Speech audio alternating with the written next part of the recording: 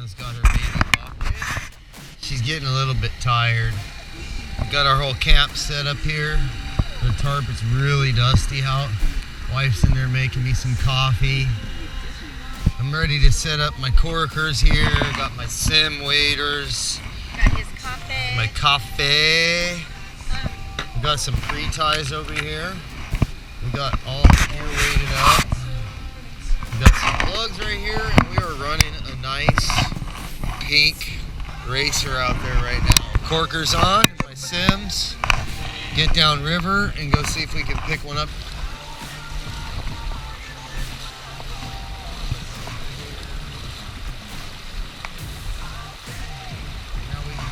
Okay, so we're at another spot here.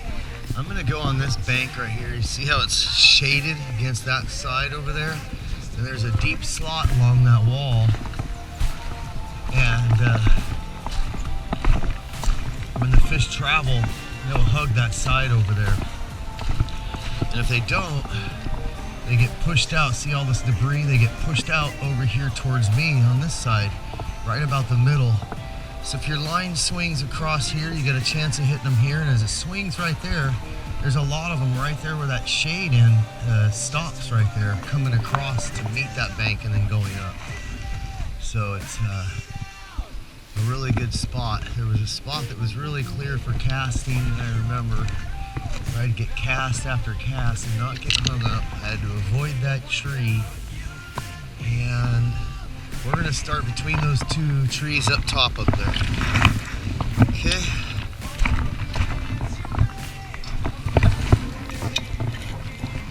This right there. Okay. Let's see if it's gonna be good today. And that's usually with a little bit more water. As water goes down, I tend to go with a little bit shorter leader.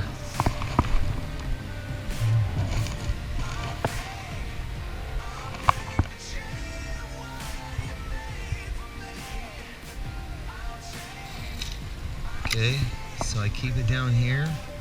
So when I lift, I drop back down. Back down. Lean forward. So I felt the line get really tight. It's lifting it up off the bottom now. If that line gets too tight, it'll lift it up off the bottom. Super critical. So you're talking what fish eat, what their habitat is, everything.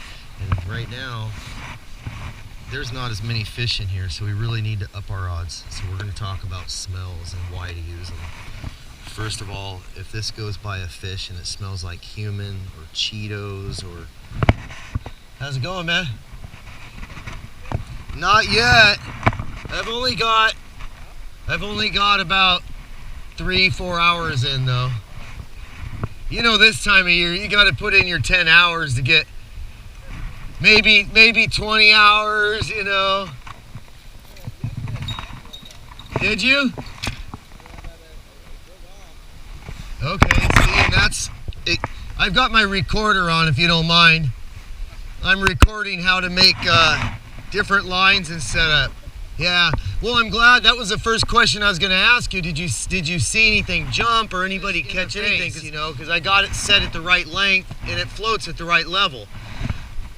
But yeah, when there's not a lot of fish, you got to up your odds, right? So I'm about to put on smelly jelly to cover the human scent, you know, and you know, so if they smell a piece of wood drifting by, they're not going to bite at it, right? If they smell a piece of food, they're not going to bite at it because they're not hungry, right? But if they smell a crawdad swim by in their face, they're going to snap at it to kill it because it's predatorial. So I'm putting on crawdad smell, so when it goes by their face, they'll think it's a crawdad that's eating their salmon eggs, and they kill crawdads for eating their salmon eggs. But hopefully, you know, I'm glad you snagged one because that means there's fish in there. They're just being picky, right?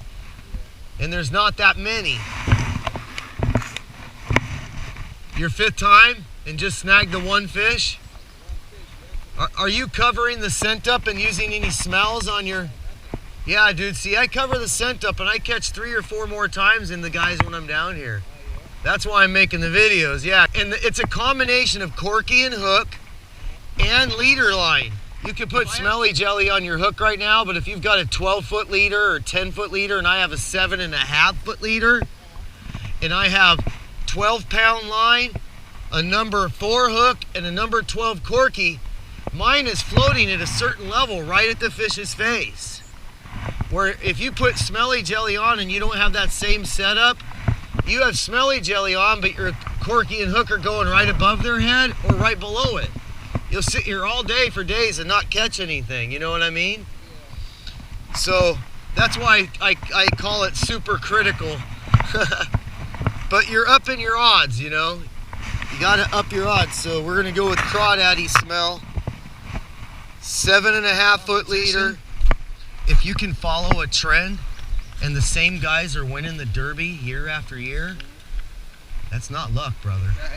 So you start figuring out what these guys are doing. That can't be luck. No. There's no such thing as the same guy getting lucky every year after year. That's when you know, hey, he's cheating or he's doing something different. Yeah. So when I saw that in fishing 2 years ago, that's when I went super critical, started following biologists, learning the habits of the fish. Why do they eat? So I'm turning, pulling the slack out, because in this hole it's wanting to drop. So you got to get the slack out of it so you can feel it, know when to stop or you're going to get snagged up. Right there, I was snagged at the bottom for a split second because I waited too long. If I get farther in the rapids, it'll swing down farther. If I drop shorter, it'll just swing right in front of me.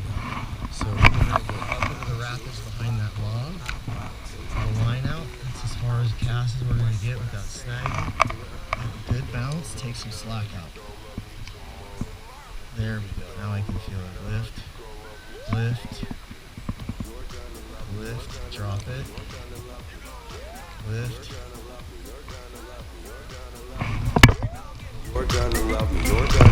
Fish on. Haha, fish on. Right in that spot. Yep. Oh yeah, I got him, man. Nice silver. I loosened my drag. This fish is a nice bright fish. It came in today. Probably in the dark. We're gonna let him go down. Oh, let him go down river a little bit and get tired. So I'll slow him down with my thumb instead of my spool. I got my drag set pretty loose. So what I'll do is walk him back to the river and hold my spool if I can. Nope, as soon as I tried to pull him, see how fast he's going? Now I'm letting the drag go and I'm running with him. It'll break off. It's only 12-pound line. I tried to shake it. So I'm going to reel down on him, get closer, try and stop him again with my fingers. There we go. Now I'm going to walk him back. He's stuck back down.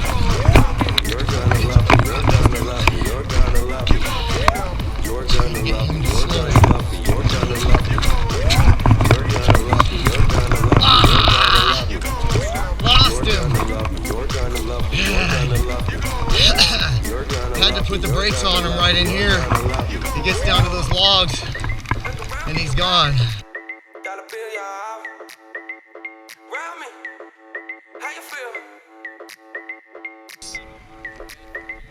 And you're about the same as me. I go in arm's width and then from my chest over. And tie it to the back of the shank right here. Throw your corky on there like that and then pop it down. Shit. I know, me too. He's losing his gear earlier. Are you serious? While we were talking about it, you went out there and poked it up. Nice, dude. Nice. Bounced it like 4 times. Right in the face area, dude. I mean, it don't matter. Look at that.